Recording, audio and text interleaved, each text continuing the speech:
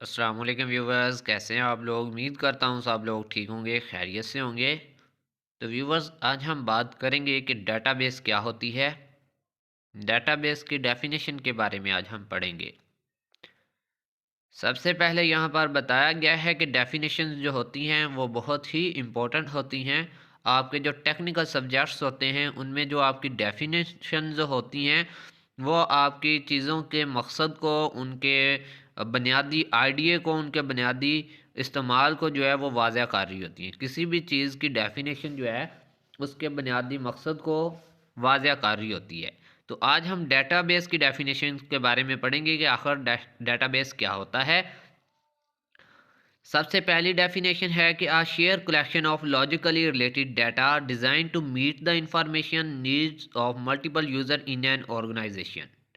इसका मतलब ये है कि डेटाबेस क्या होता है, ये एक share collection of logical data होता है। ठीक है, ये एक मतलब share collection of logical related data होता है design to meet the information need of multiple user in organisation. इसका मतलब ये है कि इस डाटा को इस तरह से डिज़ाइन किया जाता है कि जो एक कंपनी के अंदर लोग काम कर रहे होते हैं या जो लोग कंपनी का इस्तेमाल कर रहे होते हैं उनकी ज़रूरियात के मुताबिक आपके डाटे को यूज़र के मुताबिक डिज़ाइन करने के अमल को हम क्या बोलते हैं, डेटाबेस बोलते हैं। ठीक है, एक जो ये डेफिनेशन होगी। ठीक है, जैसा कि अगर आपको मैं कहूँ कि आप जो है वो www.google.com ये एक मतलब वेबसाइट है, इसकी डेटाबेस इस तरीके से मतलब डिज़ाइन की गई है कि यूज़र उसको इस्तेमाल कर सकें, तो वो उसकी डेटाबेस की डेफिनेशन है। ठीक है, the term database is often erroneously referred to as the synonym of the database management system।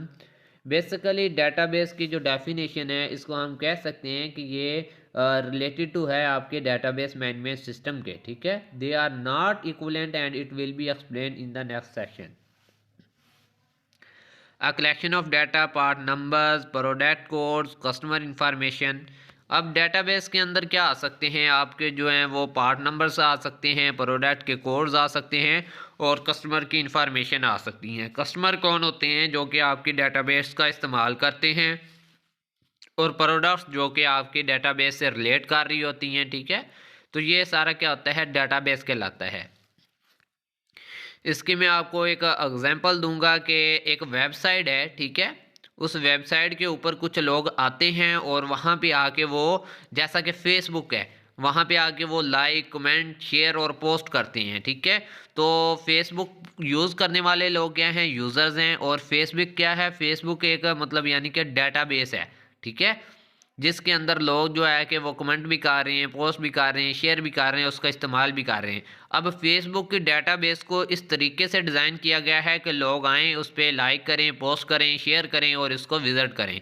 तो ये एक फेसबुक की डेटाबेस होगी। तो डेटाबेस बेसिकली उम्मीद है कि आपको समझ आ जाएगा कि ये एक डिज़ाइन होता है कि जिसके मुताबिक लोग जो हैं वो आके इंटरेक्ट करते हैं अपनी वेबसाइट्स के साथ, किसी भी ऑर्गेनाइजेशन कंपनी के साथ। It usually refer to the data organise and store on a computer that can be search and retrieve by a computer program. तो यहाँ पर भी वही बात इस डेफिनेशन में बताई जा रही है कि डेटाबेस का जो बुनियादी मकसद होता है डाटे को स्टोर करना होता है कि वहाँ से लोग जो है वो डाटे को एक्सेस कर सकें। ठीक है, उसको आके रिट्राइव कर सकें और सर्च कर सकें, इसलिए डेटाबेस जो है वो बनाई जाती है। अब इसकी तीसरी डेफिनेशन है डेटाबेस की, क्या data structure that store Meta data. एक ऐसा डाटा स्ट्रक्चर जो मेटा डाटा को स्टोर कर सके, इसको हम डेटाबेस बोलते हैं। Data about data. अब मेटा डाटा क्या होता है, मेटा डाटा होता है डाटे के रिलेटेड डाटा। ठीक है, एक इंफॉर्मेशन के रिलेटेड इंफॉर्मेशन को हम क्या बोलते हैं, मेटा इंफॉर्मेशन। और एक डाटे के रिलेटेड एक और डाटा होता है जिसको हम मेटा डाटा कहते हैं। उस मेटा डाटे को स्टोर करने का अमल भी डेटाबेस कहलाता है। आम तौर पर हम कह सकते हैं कि ये इंफॉर्मेशन को इकट्ठा करना और उनको ऑर्गेनाइज करने का अमल है। डेटाबेस क्या है, इंफॉर्मेशन को इकट्ठा करने और ऑर्गेनाइज करने का एक अमल है, हम ये कह सकते हैं। A collection of information organise and present to serve as a specific purpose. तो डेटाबेस की एक ये भी डेफिनेशन है कि ये इंफॉर्मेशन को ऑर्गेनाइज करता है और इसको प्रेजेंट करता है किसी ख़ास मकसद के लिए, ठीक है।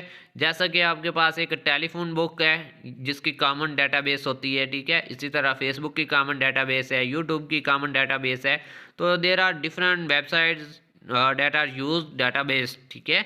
तो मुख्तलिफ मकासद के लिए मुख्तलिफ वेबसाइट जो हैं वो डेटाबेस का इस्तेमाल करती हैं। तो मैंने आपको डिफरेंट तरीके से इसकी डेफिनेशंस प्रोवाइड करने की कोशिश की है कि आपका कंसेप्ट क्लियर हो सके।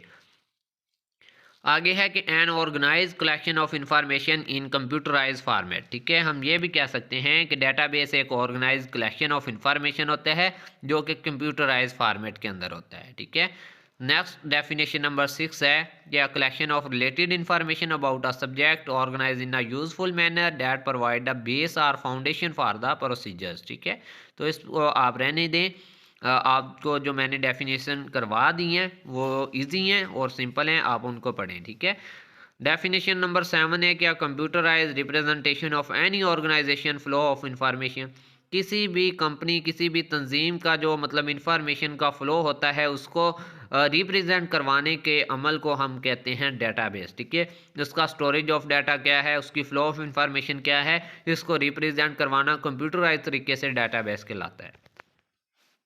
तो उम्मीद है स्टूडेंट आपको इन्फॉर्मेशन समझ आ गई होगी कि डेटाबेस क्या होता है।